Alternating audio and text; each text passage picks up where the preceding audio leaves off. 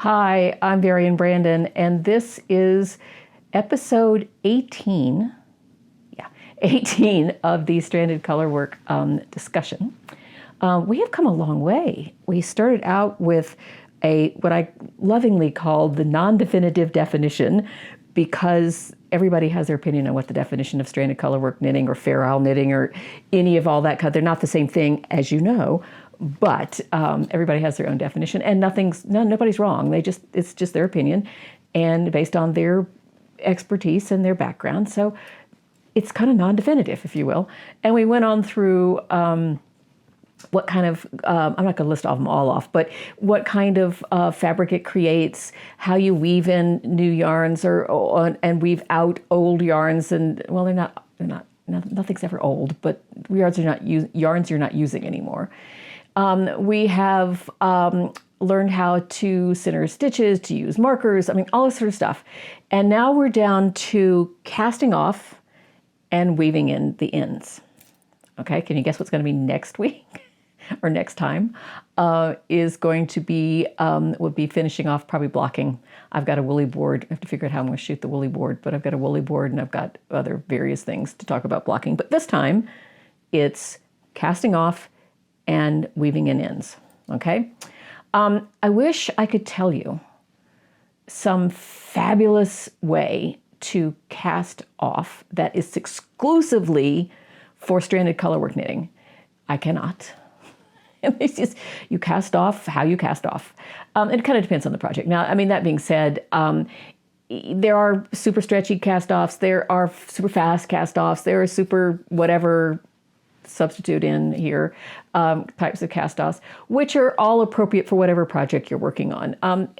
That being said, stranded colorwork knitting is usually not very stretchy. So, so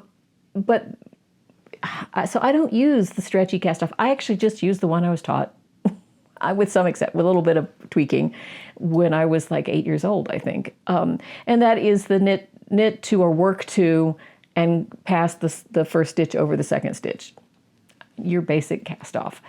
And that being said, I do it a little bit looser than, try to make it a little loose. All my patterns say, cast off loosely. You don't want it to be tight so that it ripples around. That it, binds up the edge, but you want it to be fairly loose, which means I just pull the needle up a little bit more and kind of get a little more volume in there, a little more length, what is it called, a height to your stitches. Do I make them as big so I can put 2 fingers through them? No, it's way too big. just make it a little bit looser. And then, but I notice I corrected myself. I didn't say knit to, I said work to. So if you're casting off, I do cast off in pattern. I have found that is the best way. Whether I'm doing stranded colorwork knitting or any sort of knitting, I most generally will cast off in pattern. And what I mean by that is if you have a knit to purl to rib that you're casting off, you cast off, you knit 2, say, and you pull the first knit over the second knit.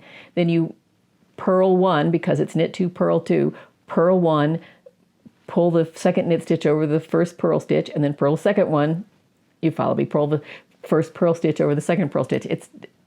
That's pretty self-explanatory. And same thing if I'm doing, a knit 1, purl 1, or a knit 3, purl 1, whatever, any sort of rib, I would cast off in pattern. As I said, I wish I could tell you some wonderful way that it is fabulous for stranded colorwork knitting, but I haven't any problems with it, so that's what I do. The next thing down the line is what we're going to talk about is weaving in ends. And I keep watching these people who do these fabulous stranded colorwork patterns, and they always have to say, well, not always, but generally, they have a great time saying, let's put it this way, and I had to cast off, I had to weave in 474,000 ends. And I'm thinking, wow, how are you doing? And I'm finding that I think most of them are using a tapestry needle, that's labor intensive right there. And well, let's roll back. I think there are several ways to cast off. I'm still on the cast off, sorry. The weaving in the ends. is to spread them out, give a little tug just to make sure they haven't gotten loosey-goosey. And then you can either leave a 4 to 6 inch tail. If you've left a 4 to 6 inch tail, you can thread a tapestry needle, and there'll be those that tell you that you need to follow the way the stitch goes, of the row goes, so that if you see my hands, you follow them around, so that you are really putting it through this. Just mimic that. It's kind of a duplicate stitch kind of thing, but on the back, obviously. Or you can, some people will say, make sure you do angles. So you do angles this way, or, straight down. All of that is because with a stretchy fabric, you don't want it to stretch and have the end pop out.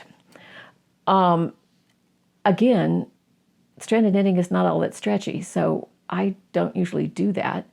What I do is I use a crochet hook. I forgot. If you've got like an inch and you're using a tapestry needle or so, and you don't have enough to actually weave in, you could either use a crochet hook, like I was just saying, or you can, if you want to use a tapestry needle, that's fine. You do what you want to do. You actually weave in the way the tapestry needle needs to go. Then you thread it and pull it through. That way, sometimes if it's too short, you can't get it threaded and get it through at the same time without losing the thread. So you weave it in first and then thread it later if it's really short. What I generally do is leave a 3 to 4 inch tail, about like that. Can you see that? About like that. And use a crochet hook. And I've got a little video on how I do that. So let's take a look at that right now. I teach stranded color work a lot, and one of the questions I get asked is, how long do you leave the tails when you start a new color? And I normally say 2.5, 3 inches, sometimes less. And I get these looks like, how do you do that? Because they want to leave these long 6-inch tails. Well, it dawned on me that what people were doing was that they were using a tapestry needle to weave in their ends when they got through. And I use a crochet hook. And so what I thought I would do is show you how I do that. Now you see this little piece here. It only has 3 colors. It has this background color. It has this green color starting in the middle and the blue color, in the middle of all this. And the first thing you'll see is that we have this. This was a cast on. So this is a long, because I obviously didn't a long tail cast on, didn't correctly estimate how much tail I would need. So it has a long tail, but we can do the same thing here. And you can see here along the edge. Now, well, let me back up to say the first thing I have done to this is that I have steam pressed it, which that kind of sets in all the stitches and makes everything look nicer, as you know how blocking does. So I have steam pressed it, and especially with wool, it kind of not felts, but kind of presets it all in together. So if you look at the edge of this is that you can see here, because all the V's are going up that way. I was knitting this way. This is the cast on. And as I said, this cast on, it's a little long. But anyway, we'll work on that. But you can see here the V's that happen all along the edge here. And this is your cast on tail as it starts.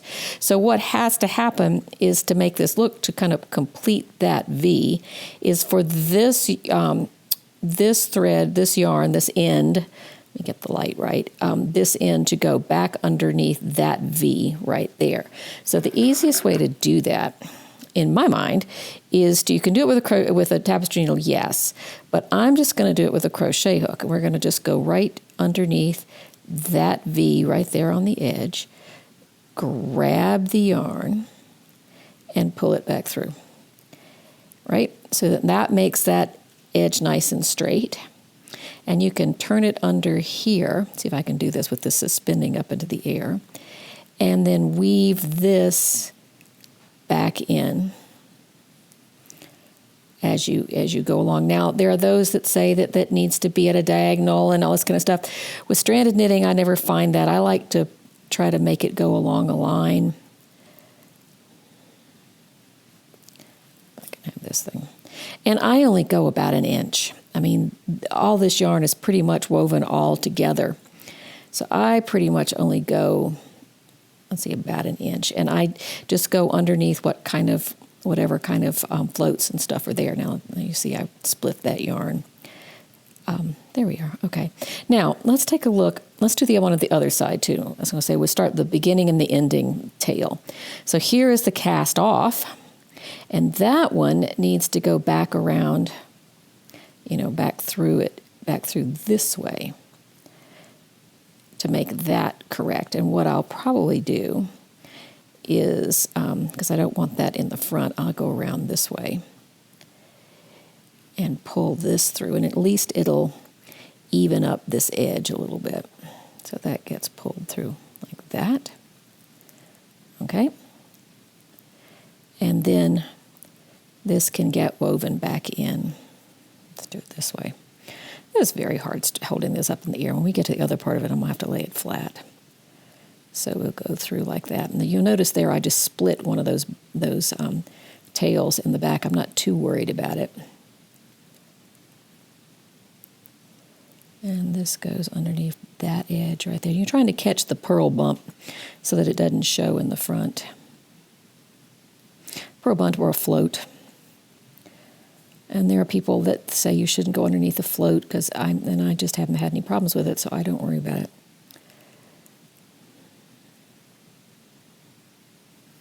All right, so that's that. That can be snipped off when we get to snipping. Now, let's look at the back of this, and I'm going to put this down flat. There we go. Well, let's try this first. You will notice that it's blue. Now, this is where each round starts. So it's blue up to a certain point, and then on this round right here is where the green starts. So I have started, see, we're following, let's do it this way. Here is my round right on that line. And so in order to get that green, are we going to focus here, people, or are we going to just be a pain? There we go. In order to get that green started, I needed to weave it in back at the end, because here's the beginning of the round. So that green would start back here. And I have, see, it's right there. There's your beginning round. I started weaving that in a few stitches. See if I hold it right there. I started weaving that in a few stitches before the end of the round and when I would need it, which would be right there. So and that happens for every sort of new stitch, and I do that especially with the big sweaters and things that have lots of colors. I'm going to try to let's go the other way. Let's get that a little bit closer. There we go. So what we're going to do is spread this out. We're going to look at all of our tails here, and we're going to give them just a little bit of a tug the direction they're going. See, this is going this way, and you want to continue it, pull it that way. You don't want to pull it that way. You want to pull it this way. And so here's another one. We're just going to give a little tug that way. Another one that's a tug this way. Another little tug that way. And the last one, little tug that way. Okay? And the whole world moves when I move the table. So what I'm going to do is now just take these tails with this crochet hook and weave them in.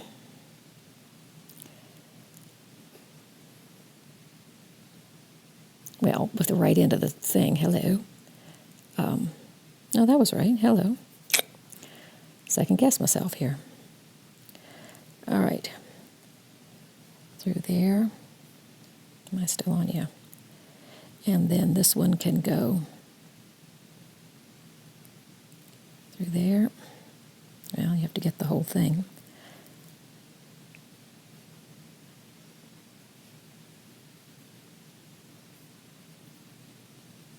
Now it's already, when I started it, it's already, and when I finished it, it's woven in a bit. But I like to just reinforce it a bit. And I give that a little bit of a tug, and then this gets woven into the back of the purl bumps. And you'll see that's a purl bump right there. And I will pull it through. Now that was a white purl bump with a blue yarn, and it doesn't come through, blue tail. And same color is helpful, but sometimes you can't always get the same color. Pull it through. And you'll see I'm sort of giving it a little tug the other way if I pull too tightly. And I'll do one more just underneath that float. There we go. Now this one, let's see, go back over here. This one is going that way, so we're going to pull that one that way and weave that in. And then we're going to weave this one in, just picking up one thread, one float, that white one right there. Pull it underneath that one, and we'll do it through one more. There we go. And we've got this blue, and you see that blue doesn't want to go, you don't want to pull it this way and weave it in, you want to pull it just the way it's naturally going, that way. So let's get this one in. Let's see.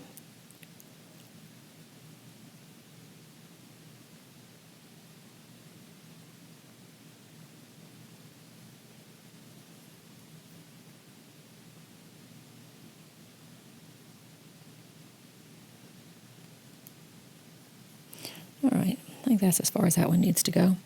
And then we've got this one last blue one that needs to go that way. So, and it's a lot easier than threading and rethreading tapestry needles. Just flip it in underneath. Okay, I think, did we do that one? Yep, pretty much. Okay, so now you see there's my beginning of the round here. And these are all kind of woven in about 1 inch or 2, but it didn't take more than 1.5 inches to 2 inches of yarn to do it. And now I'll take my little scissors here and just snip these off. I don't want to snip it all the way off. I'll snip it just, hello, can I see? Just a little bit from the edge, just to give it a little leeway, just to give it a little bit of a slack. That was probably, I could probably do that one a little bit closer. You see that? Just a little bit closer to there. And where are we? This one? See, I don't want to do it all the way down there. I may do it just a little bit up there.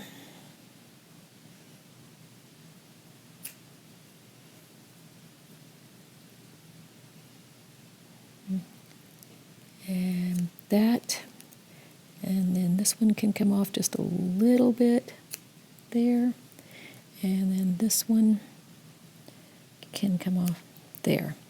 Okay, and that's all of them.